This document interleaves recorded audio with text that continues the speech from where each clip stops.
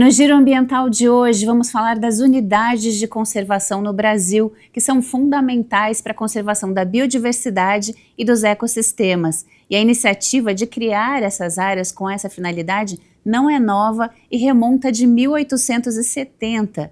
E para falar mais sobre o tema, o que são as diferentes utilizações possíveis e muito mais, nosso convidado de hoje é o engenheiro agrônomo Luiz Fernando Vogel, da Coordenadoria Setorial do Verde, aqui de Campinas. Muito obrigada por aceitar o nosso convite, Luiz. Obrigado a vocês pelo convite e estou à disposição aí para a gente bater esse papo, é um assunto que me agrada bastante. É um assunto muito importante, né, Luiz? Essas unidades de conservação que preservam aí a biodiversidade, o ecossistema, o funcionamento equilibrado desses sistemas que dependem uns dos outros, né? Eu queria que você começasse falando para a gente o que são as unidades de conservação. Bom, vamos lá, né? Eu já vou falar rapidamente de Campinas também. Nós temos 9 unidades de conservação, né? E elas são instrumentos essenciais para a proteção da biodiversidade, dos recursos hídricos e para a melhoria da qualidade de vida das pessoas, né? Elas são geridas com base no SNUC, que é o Sistema Nacional de Unidade de Conservação, que é a Lei 9.985 de 2000, né? É uma legislação federal. E aí o SNUC, ele separa a unidade de conservação em 2 grandes grupos, né? A gente tem as unidades de proteção integral e as unidades de uso sustentável, né? As unidades de proteção integral, ela admite apenas o uso indireto dos recursos naturais, ou seja, né, para pesquisa, para estudos, para ações de educação, né? Então não permite o uso direto dos recursos naturais, né?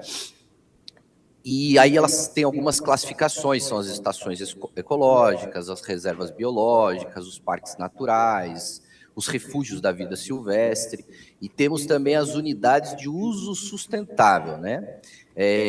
Essas outras unidades, ela tenta alinhar, compatibilizar, né, o uso sustentável dos recursos naturais e com projetos de energia renovável, com projetos sustentáveis dentro dessas unidades, né? E aí a gente tem os exemplos das APAs, né? As áreas de relevante interesse ecológico, as florestas estadual e nacional, a reserva extrativista, a reserva de fauna.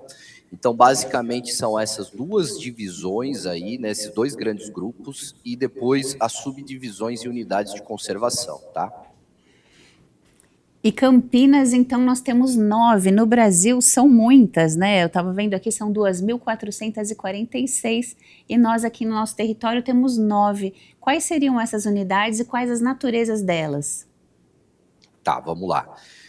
Nós temos 3 de uso sustentável, né? É a APA de Campinas, a APA do Campo Grande e a APA Piracicaba Juqueri-Mirim.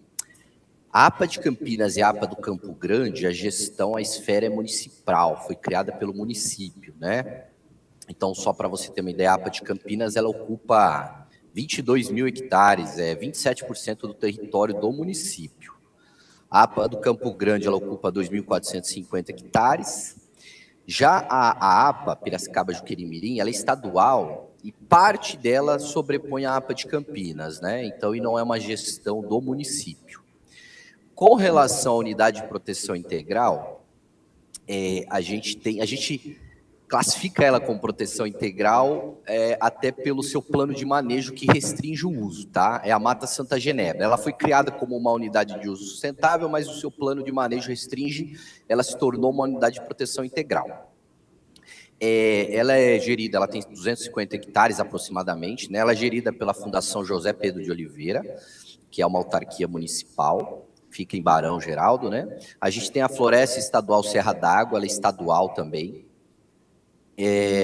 Aí nós temos gestão das Seclimas, o Refúgio da Vida Silvestre do Quilombo, o Parque Natural Municipal do Jatobás, o Parque Natural Municipal do Campo Grande e o Parque Natural Municipal da Mata.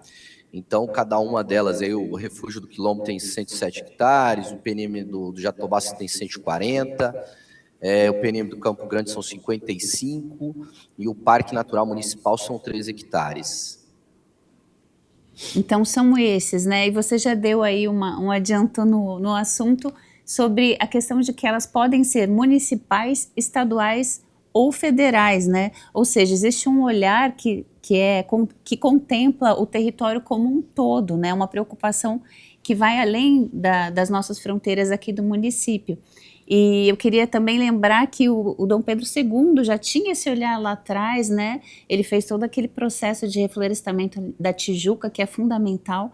E dessa forma, então, a gente pode dizer que Campinas tem um cinturão verde compatível com o seu tamanho, com a sua importância aqui na região? Sim, a gente pode afirmar sim. Como você falou, a unidade mais antiga, né, é a Mata Santa Genebra, ela é de 1985. Depois a APA Piracicaba Juqueri-Mirim, ela é de 87, né? Mas a municipal mais antiga é a APA de Campinas, ela foi criada em 2001. Então, como eu tinha te falado, né, a APA de Campinas ela é 27% do território do município. Então, é uma área protegida, uma área que a gente incentiva programas de recuperação ambiental, programas de reflorestamento, né? E aí, quando a gente fala em programas, né, e a importância das unidades de conservação, além de proteger essas áreas, a gente tem outros programas como, por exemplo, o Banco de Áreas Verdes, que são áreas inscritas para o cumprimento de termos, para a recuperação ambiental, né?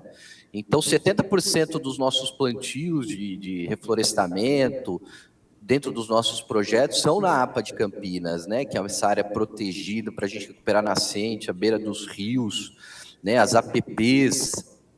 Então, a gente, com esse planejamento, com a criação dessas unidades, a gente direciona os esforços, recursos, o nosso trabalho na recuperação, na conservação e na manutenção dessas áreas, né? E Fernando, a gente teria assim uma distribuição também equilibrada dentro do território, na sua opinião? Ou a gente pode também pensar em levar essas unidades de conservação para outros territórios que hoje demandam de mais área verde?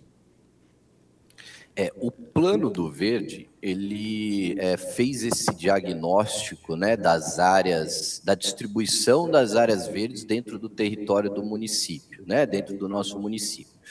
E ali a gente marcou áreas que têm déficit de áreas verdes, tanto de função social quanto de função ecológica, né?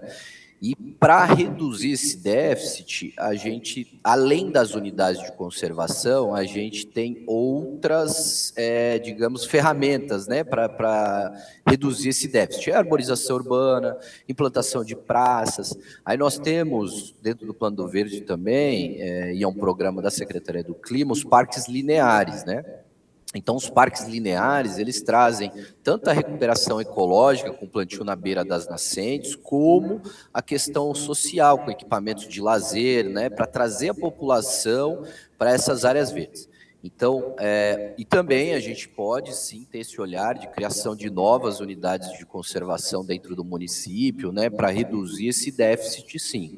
Mas isso já é um trabalho aí que está dentro do Plano do Verde, os programas, tanto Secretaria do Clima quanto as demais secretarias, Planejamento, Secretaria de Serviços Públicos, trabalham com esse diagnóstico para reduzir, né, esse déficit de áreas verdes. Um programa aí que foi lançado esse ano, né, que está todo vapor, também por exemplo, as microflorestas, né? Então, a gente tem o plantio aí de mais adensado nas cidades, justamente para atacar esse déficit de áreas verdes, para atacar as áreas de maior, com maior impacto das mudanças climáticas, aí das áreas de calor, das ilhas de calor, né? Então, a gente trabalha com várias ferramentas, além das unidades de conservação. Perfeito, então, Luiz Fernando, né? Eu agradeço demais a sua participação aqui com a gente para falar desse tema que é tão importante, né? E a gente ter essa consciência de que as unidades de conservação são fundamentais para a manutenção do ecossistema e da nossa biodiversidade. Muito obrigada. Obrigado. Eu também queria trazer um dado importante. Dia 19, nós vamos na Unicamp de novo, mais um pesquisador, Henrique Simões, ele trouxe alguns dados da APA de Campinas, e ele mostra que nos últimos anos aí há uma tendência no crescimento das áreas de reflorestamento, tá? E que as áreas verdes estão sendo recuperadas, né? Só no ano ali entre 2000 e 2015 foram 322 hectares de aumento de áreas verdes na APA de Campinas, né?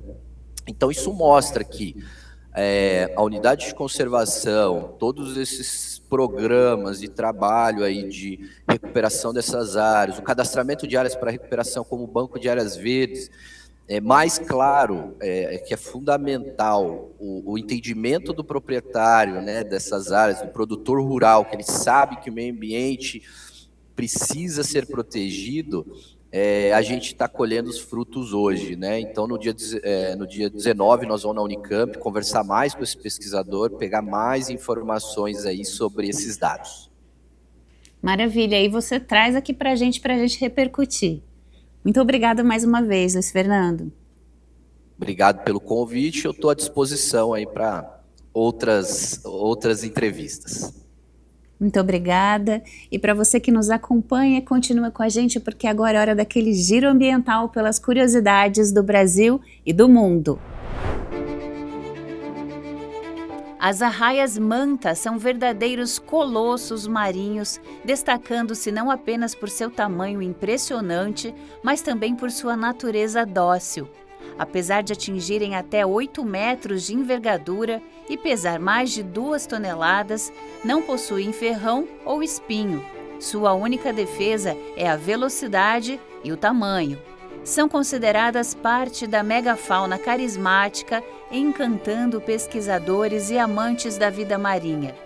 Entre as curiosidades desta espécie estão a inteligência notável. As arraias-manta possuem o maior cérebro entre todos os peixes do mundo, até mesmo em proporção ao tamanho de seus corpos, o que sugere uma complexidade cognitiva avançada. Elas também possuem identidade única. Assim como as impressões digitais humanas, as manchas e pintas no ventre de cada arraia-manta são singulares. Essa característica permite que os pesquisadores as cataloguem e identifiquem individualmente através da fotoidentificação.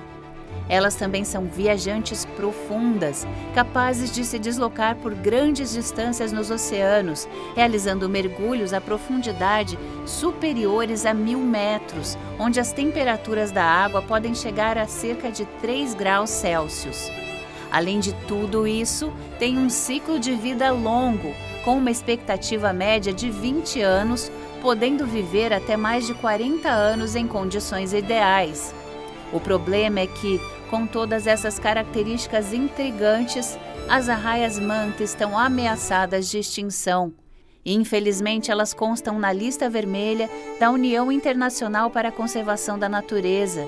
Sua lenta capacidade reprodutiva, a pesca excessiva e as capturas acidentais em redes e espinhéis são as principais ameaças à sua sobrevivência. A maior árvore de Jequitibá rosa, Cariniana legalis, já catalogada no Brasil, foi descoberta em fevereiro, na Reserva Biológica da Mata Escura, no Vale do Jequitinhonha, no estado mineiro. Encontrada pelo professor Fabiano Melo, da Universidade Federal de Viçosa, a árvore impressiona com seus 65 metros de altura e 5,5 metros de circunferência, equivalente a um prédio de 22 andares. Estimada em cerca de 300 anos, essa descoberta foi possível graças ao uso de câmeras térmicas acopladas a drones. Essa tecnologia inovadora tem revolucionado o monitoramento da fauna e da flora, permitindo a identificação de elementos quentes, como animais camuflados nas copas das árvores, o que facilita o encontro de espécies e espécimes notáveis, como este Jequitibá rosa.